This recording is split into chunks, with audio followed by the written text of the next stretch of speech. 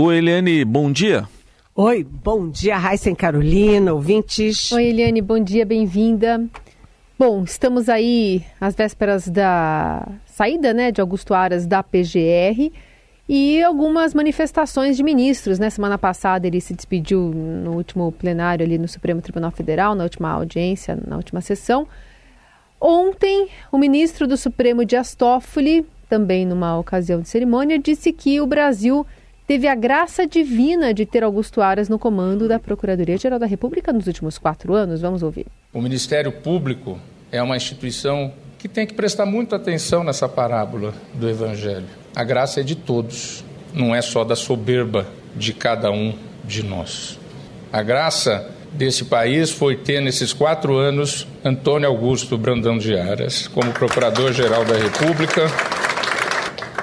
Não fosse a responsabilidade, a paciência, a discrição e a força do silêncio de Sua Excelência, talvez nós não estivéssemos aqui. Nós não teríamos, talvez, democracia. Nós estivemos muito próximo da ruptura. E na ruptura não tem Ministério Público, não tem direitos, não tem a graça. A graça é ser amigo do rei. Ninguém é tratado como igual.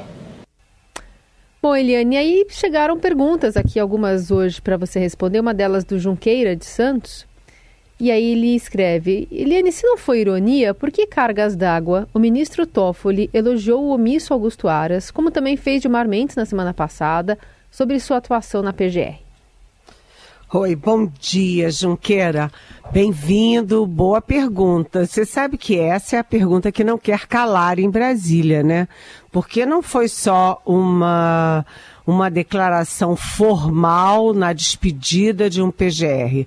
A gente está acostumado nessas coisas, né? Na política, nas solenidades, no poder, tem muita, vamos dizer, hipocrisia. Então, na hora que a pessoa sai, tem sempre aqueles discursos formais, o fulano, tal, tão gentil, tão elegante, ponto. Agora, esse discurso do Toffoli realmente não é apenas protocolar. Não foi uma mera formalidade, né? Ele falar aquilo tudo de, sabe, que foi o silêncio, né? A graça. Eu não entendi, acho que ninguém entendeu. E mais, Junqueira, e mais, o próprio Augusto Aras, que saiu hoje da PGR, ele ontem ficou distribuindo a fala do Toffoli para, enfim, nos seus grupos de WhatsApp e inclusive para mim. Ontem eu fiquei sabendo dessa fala do Toffoli pelo próprio Augusto Aras. E a gente não entende o que significa isso. Na semana passada foi o Gilmar Mendes, mais comedido, tanto que não teve esse auê todo. E agora o Dias Toffoli. É esquisito falar isso do Augusto Aras, depois de todas as manifestações que ele fez, de toda a inação dele em relação a Jair Bolsonaro, por exemplo, na pandemia. O Augusto Aras usou todo o tempo dele de PGR para proteger o Bolsonaro, os filhos do Bolsonaro, os aliados do Bolsonaro, os protegidos do Bolsonaro. Isso não é um papel da PGR. Então, é preciso saber se nesse tempo o Aras fez algum tipo de, gentileza especial com o Dias Toffoli. Não sabemos. Precisamos ver o que tem por trás disso, Junqueira. Muito bem. Então, um elogio ao silêncio até do Augusto Aras aqui, que a gente acabou de ouvir. Vamos para um outro assunto importante, que também vai ter pergunta de ouvintes, estão participando aí das perguntas que se relacionam com os seus temas de hoje, Eliane. O presidente Lula ontem numa coletiva avisou que raça e gênero não são critérios para as escolhas dele para o STF e para a própria PGR. Mais do que isso, ele também não tem pressa nessa escolha. Mas vamos ouvir o que disse o presidente ontem. O critério não será mais esse.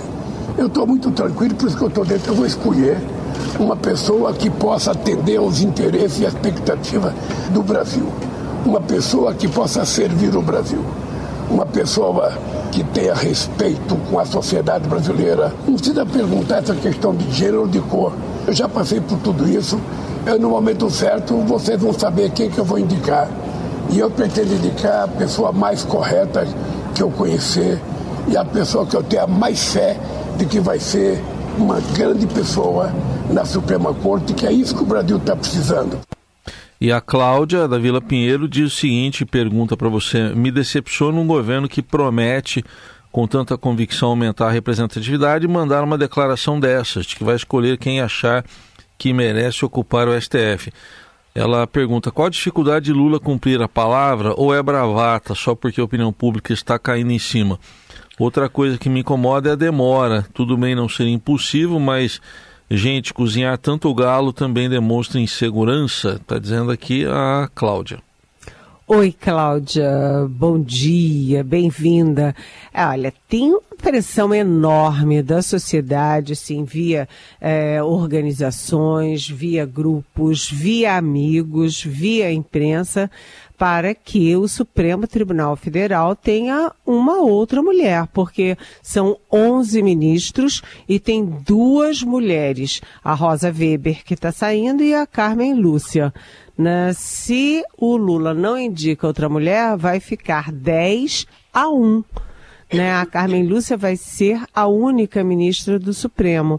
E você tem razão, Cláudia, quando você fala do discurso da inclusão. Porque quando a gente compara, por exemplo, a foto da posse do Bolsonaro com a foto da posse do Lula, é uma comparação muito, assim, pungente, né? Porque a posse do Lula teve cores, teve movimento, né? Teve um ministro negro, teve mulheres brancas, mulheres negras, mulheres indígenas, né? Foi uma foto alegre, enquanto a do Bolsonaro foi um monte de homem de terno e acabou-se, um monte de homem branco de terno.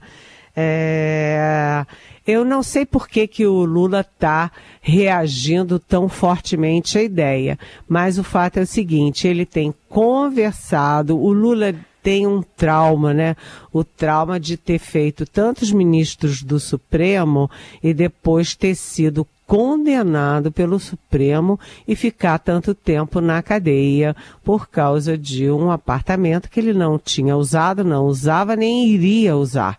Então o Lula tem um trauma em relação ao Supremo e ele diz que não quer errar dessa vez, né? E quando ele diz assim, vou indicar um ministro para servir ao Brasil, ele quis dizer também um ministro que vai servir ao Brasil e que não vá enfim, me perseguir se a coisa esquentar para o meu lado. É meio assim, né? Ele tem muita, assim, frustração de ter indicado tantos ministros e os ministros que ele indicou tenham votado contra ele, julgado contra ele. Então tem um aspecto ali de poder, mas tem um aspecto também de psicológico, de pessoal. Agora, ele vai fazer a cirurgia, o Lula vai fazer a cirurgia de quadril na próxima sexta-feira. É uma cirurgia longa, é uma cirurgia pesada, ele vai ter bastante tempo de repouso, de recuperação, e ele não disse claramente que não está com a menor pressa de indicar. Aliás, nem o ministro do Supremo ou a ministra do Supremo, nem a PGR. No caso das ministras do Supremo, é claro que existem muitas mulheres super competentes, super aptas a assumir o Supremo. Mas o problema é que o Lula não conhece essas mulheres e ele quer botar alguém que ele conheça muito bem, como foi o caso do Zanin. São aqueles traumas que estão, vamos dizer assim, pululando nesse terceiro mandato do Lula. Eliane, mas você tem aí informações também, que acho que é importante colocar aqui para o nosso ouvinte, que tem a ver com essa indefinição, que é o personagem Flávio Dino, e como é que ele ficando ou não na Secretaria, né, de Segurança Pública, do Ministério de Segurança Pública, ou indo para o Supremo Tribunal Federal, como também dentro do partido do PT, essas peças se movem de uma maneira muito peculiar, não? Ixi, já vi que você leu a minha coluna. Já. A minha coluna de hoje, gente, é exatamente sobre isso. A crise da violência, a crise da falta de segurança pública nos grandes centros urbanos, nas periferias, é uma coisa da história, né? Do Brasil, só vem piorando, a coisa está muito feia. Por exemplo, no Rio de Janeiro, há muitos anos, agora na Bahia está explodindo, em Pernambuco e por aí afora. Mas o PT está acusando o Flávio Dino de não ter projeto para a segurança pública, de não cuidar da segurança pública, mas, na verdade, esse ataque do PT ao Flávio Dino é porque o Flávio Dino, apesar de ser da esquerda, não é e nunca foi do PT. Ele era do PCdoB e agora está no PSB. Né, o Partido Socialista Brasileiro, que é o mesmo partido do vice Geraldo Alckmin. E o PT tem dois interesses ao jogar o nome do Flávio Dino para o Supremo Tribunal Federal. Primeiro é ganhar um cargão, né, uma vaga muito robusta, que é o Ministério da Justiça. Segundo é afastar, tirar da frente um potencial adversário do PT em 2030 para a presidência da República. O Flávio Dino é um potencial candidato. Até lá, muita água vai correr, sabe-se lá o que acontece até lá. Mas o Flávio Dino hoje é visto como um candidato potencial à presidência em 2030. Bem, o PT, além de estar empurrando o Flávio Dino para o Supremo, o PT também quer dividir o Ministério em Ministério da Justiça de um lado e Ministério da Segurança Pública do outro, como foi, por exemplo, no governo do Michel Temer. Isso significa que o PT quer assumir o Ministério da Segurança Pública e dar ordem nessa violência das nossas capitais, por exemplo? Não. É muito mais provável que o PT esteja querendo o Ministério da Justiça. O Ministério da Justiça é elegante, né?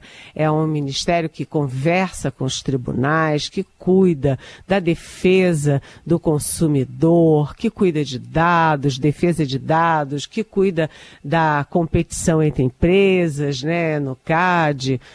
Será que o PT está mesmo querendo a outra fatia do atual Ministério da Justiça e Segurança Pública, que cuida de bandido, crise penitenciária, organização criminosa, crime de todo jeito, tiroteio, morte? Será que o PT quer isso?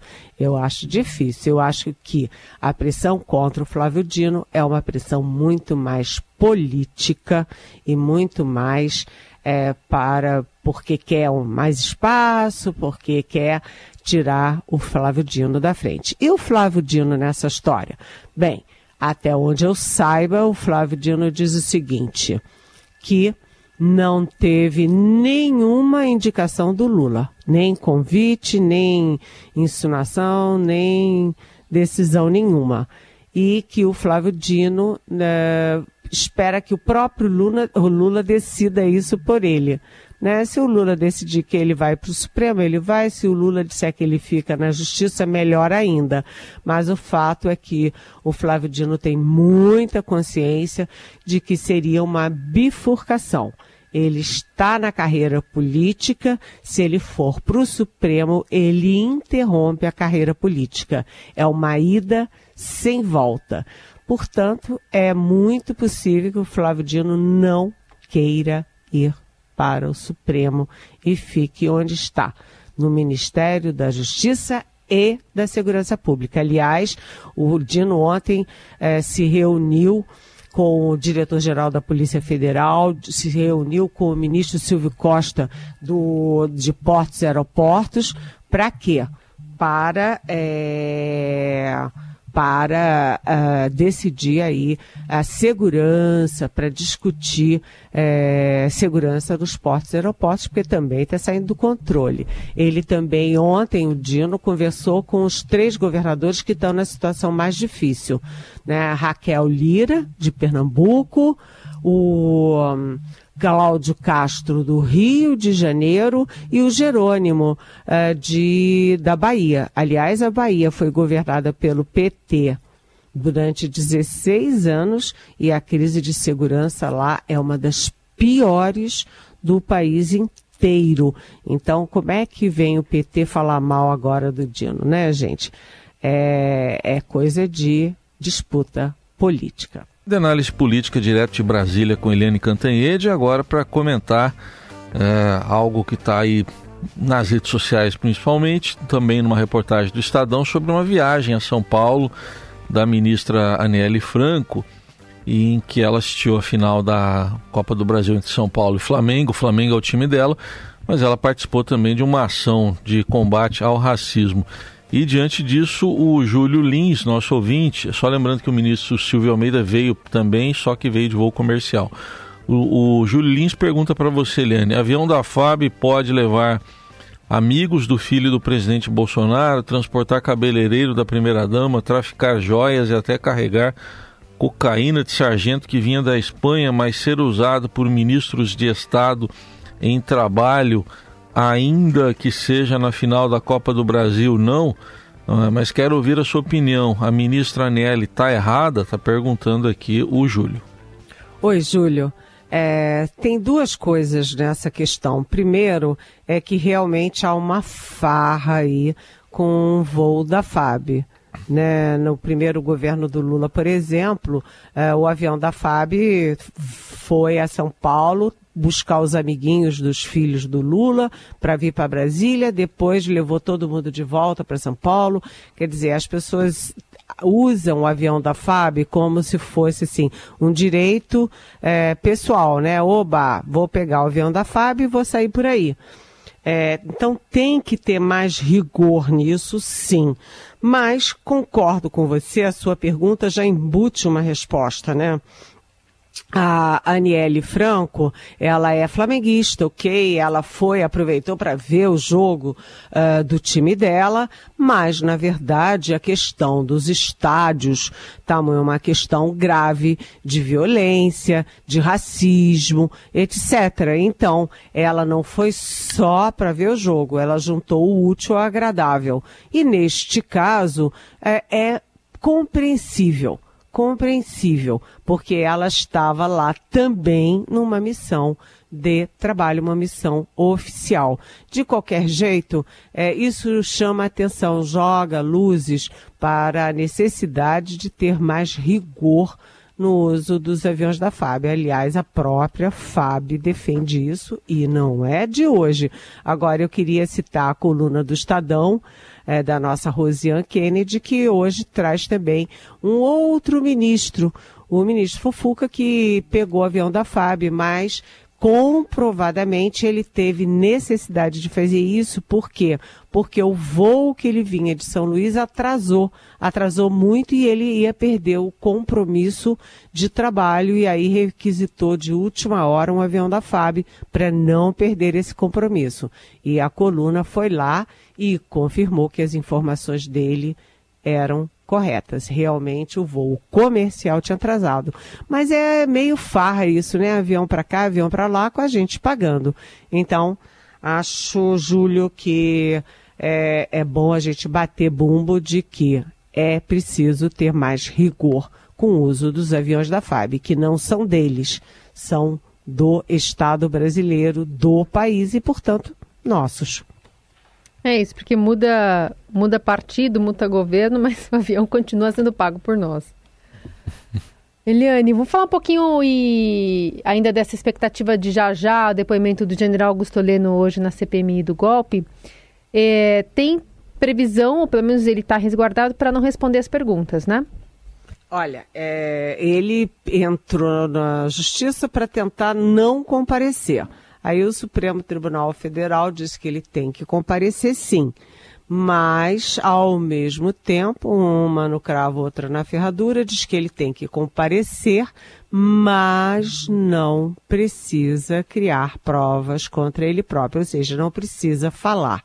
Agora, eu conheço um pouquinho o general Augusto Heleno, já de muitos e muitos anos, e eu diria o seguinte: ele é muito falante, ele se expressa bem, e eu acho muito, ele vai ter que ficar assim com uma bolinha apertando, sabe aquelas bolinhas para anti-estresse? Ficar apertando aquela bolinha na mão para não soltar a língua, porque ele é muito falante. Quando as perguntas forem provocativas, acho muito difícil ele ficar calado. Eu troquei mensagens com o general Augusto Heleno na semana passada sobre a questão aí daquela reunião do presidente Bolsonaro com a cúpula militar, consultando sobre a minuta do golpe, uma minuta do golpe que dava direitos ao presidente da República de anular as eleições e mandar prender os adversários, ou seja, dava direito ao Bolsonaro de anular as eleições e prender o Lula. Era só isso, é uma coisa de maluco, né?